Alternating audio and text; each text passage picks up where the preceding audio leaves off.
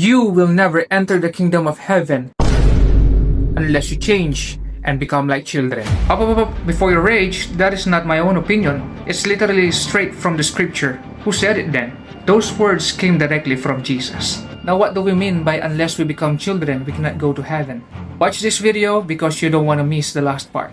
Remember the first time when the gospel of Jesus Christ was introduced to you? You were delightful in receiving Him as your Lord and Savior. Not until you read or hear this passage. Hold your pickle poppin' horses. Is this a condition to get to heaven? I thought our salvation is a free gift by faith alone. Yes, that's it. It's by faith alone, not a condition. Jesus is essentially telling us that we need to depend on Him like a child, trusting completely on His finished work on the cross. Here, I'm pretty sure that you had some moments with your pamangkin, apo, or anak when they would just randomly fall to the ground without considering the risk of getting their head injured. Why? Because they know they have you as their tito, lolo, papa, mama, tita na sasalo sa kanila. Alam mo yun, without thinking twice, they're just gonna do it because they know someone will save them from injuries. Same goes with our salvation.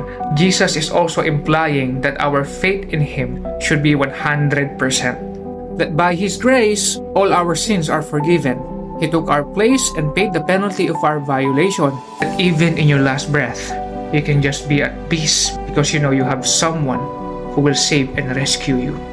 Allow me to call that childlike dependence.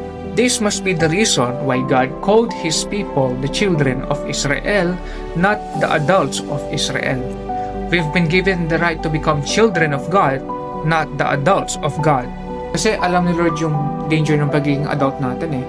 Yung eventually, ang dami na nating nalalaman, tumatalino tayo, puro na lang tayo what ifs, yung utak natin, ang lalamang overthink, gumagawa na tayo ng sarili nating prinsipyo, dati wala naman, without realizing that our mind is limited. Kaya naman, nagiging pasaway na tayo kasi akala natin hindi na natin kailangan gabay ng mga magulang natin. So, change your mind now because Christ did it all for you.